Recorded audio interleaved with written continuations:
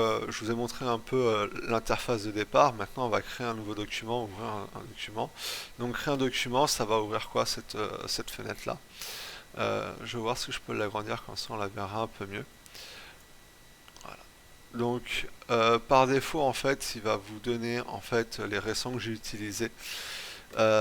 Sur le côté droit, vous allez avoir pas mal d'informations. On va dire c'est la carte d'identité du document par rapport à ça. Donc, ici, si j'ai des documents qui sont pré-enregistrés, on l'a. Autrement, on a la zone pour la photo qui va être ici. On va avoir l'impression.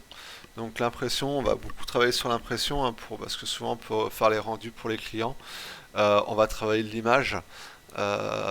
Donc avant dans le CS, on faisait pas trop la distinction entre l'impression et le web. Aujourd'hui, on va faire la différence, hein. Clairement, c'est des choses qu'on va mettre tout de suite en considération pour la suite. Donc là, les illustrations, c'est pareil, hein, c'est un autre domaine, même si l'illustration, c'est beaucoup plus aussi réservé sur Illustrator, mais on peut avoir de l'illustration aussi. Le mobile, on a des formats déjà prédéfinis euh, pour les smartphones, donc on peut en avoir plusieurs, mais ça, on ne sera pas concerné. Et film vidéo, pareil, on peut en avoir. Mais comment dire, on va pas travailler là-dessus. Nous, on va travailler surtout sur l'impression et peut-être sur du web, car en entreprise, vous pourrez être peut-être amené à réaliser du web. Donc, on verra peut-être ça en fin de formation. On va aller plutôt en impression. On va aller sur l'impression. Je peux avoir plusieurs types de formats. Donc nos formats qui sont traditionnels, par exemple le A4. Donc là, ils l'ont mis en unité en millimètres, mais on peut parler en pouces, en pixels. J'aime bien parler moi en pixels, pixels par pouce. Voilà, c'est le bon vouloir un peu de chacun. La résolution, je vous en reparlerai par la suite. Le schéma de couleur, donc niveau gris, donc c'est de la monochronie. RVB, c'est rouge, vert, bleu. Euh, donc ça c'est de la lumière en fait, c'est de la lumière projetée, plutôt utilisé pour du web et non de l'impression. Le CMJN qui est aussi plutôt pour de l'impression, qui est plutôt pour de l'impression. On en reparlera par la suite. Euh, donc voilà, une fois qu'on a choisi notre document, on fait créer et du coup on arrive sur cette base de travail. Donc sur cette base de travail, qu'est-ce qu'on qu'est-ce qu'on voit? On voit plusieurs choses. Déjà, on va voir l'espace de travail euh, avec votre image en arrière-plan, hein. Donc là, on est sur une image. Là, ce que vous voyez en blanc, c'est que des pixels. Euh, Au niveau du calque, donc là, il est verrouillé. Je peux rien faire dessus, hein. Le premier est toujours verrouillé. Donc voilà. Si j'enlève, hop, voilà, ça devient quelques zéros. Hop, si je le supprime, vous voyez, là en fait je cache les pixels et vous voyez une zone de transparence. Donc la transparence est toujours représentée par un damier, hein, tout simplement. Ça vous donnera l'indication qu'il n'y a rien sur ce calque ou qu'il n'y a rien sur ce document. Donc voilà un peu pour l'espace de travail. Il est représenté par un réglet. On peut sortir des repères en restant cliqué gauche et en descendant un repère. Là, on peut avoir un repère. Ok, tout simplement euh, par rapport à ça. Ici, vous avez la boîte à outils. Donc la boîte à outils, c'est là où vous allez avoir les différents objets. Donc pour se déplacer, sélectionner, recadrage, prélèvement, correction, le brush, hein, le fameux brush, on en reviendra plus tard. Tout ce qui va être texte vectoriel, les formes, et là on va voir tout ce qui va être loop et déplacement. Mais bien sûr, on va apprendre très rapidement quelques raccourcis qui vont faciliter la vie pour éviter de revenir, comment dire, à chaque fois sur la barre d'outils.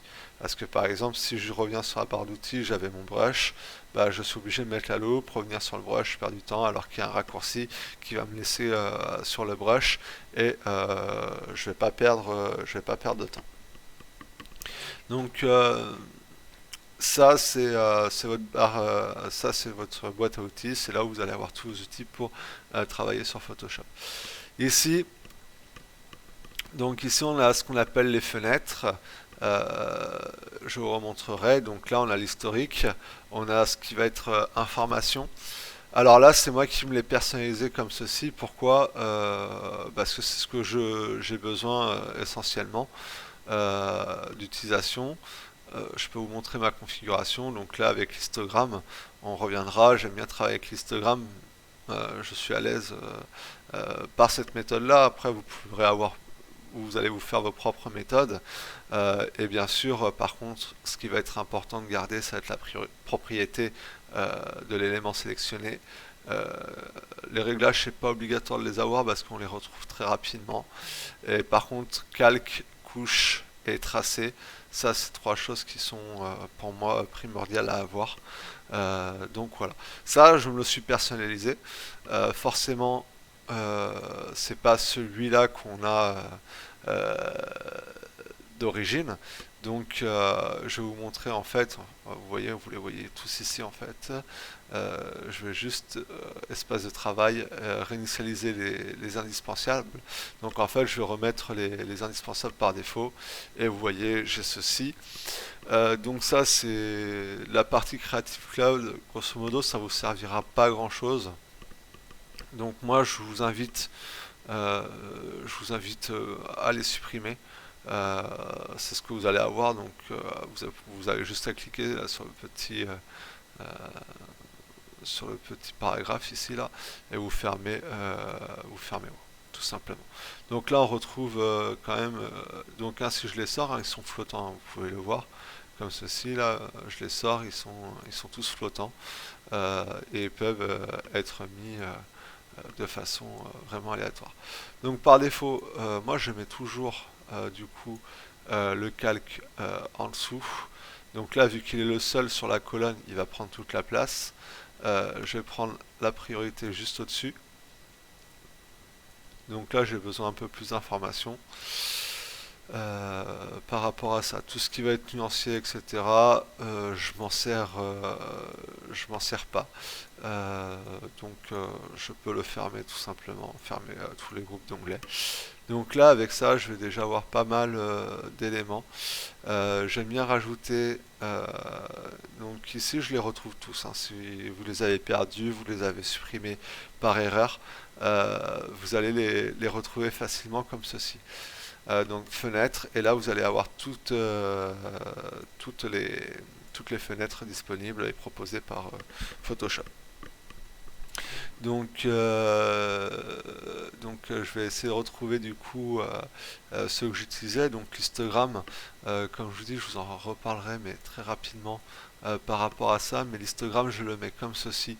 Je le mets pas en visuel. C'est vraiment quand j'ai besoin d'aide et que je vais faire du niveau. Là, vu qu'il n'y a pas de couleur, forcément, il n'y a pas d'histogramme. Par contre, dès que je remettrai une couleur, vous allez avoir un histogramme qui va se dessiner. On en reparlera plus tard un peu de comment il fonctionne, mais c'est un outil qui est très important à maîtriser. Euh, voilà, moi c'est l'information qui m'intéresse. Je le cachais un peu, je pense que maintenant je vais arrêter de le cacher, ça me permet d'avoir toutes les références en fait quand je prends un point pour savoir euh, quelle est ma dominante de l'image. Si elle est plus orientée vers le rouge, plus orientée vers le vert, plus orientée vers le bleu. Euh, donc ça, c'est des choses que je mets. Et après, je n'utilise pas d'autres choses essentiellement. Je me libère essentiellement mon espace pour l'espace dessin. Ça, c'est quelque chose qui est important pour moi.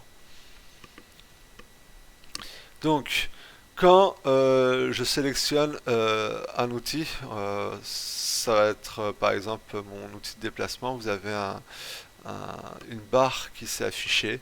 Donc en fait, c'est la barre propre à l'outil. Ça veut dire que là, vous allez pouvoir voir toutes les options qu'on peut faire, ou la plus grande partie des options qu'on peut faire sur les déplacements, etc. Ok. Vous voyez sur le brush par exemple, hein, le plus classique, hein. Donc là j'appuie, hein, mais logiquement j'avais juste appuyé sur B et j'avais la rotation. Donc hein, le brush, différents styles de passe, différents types de pinceaux, comme je fais l'épaisseur, on en reparlera plus tard, l'opacité, la différence, etc., etc. Toutes les informations liées au brush, quand vous sélectionnez votre outil, vous l'aurez automatiquement ici. Ok.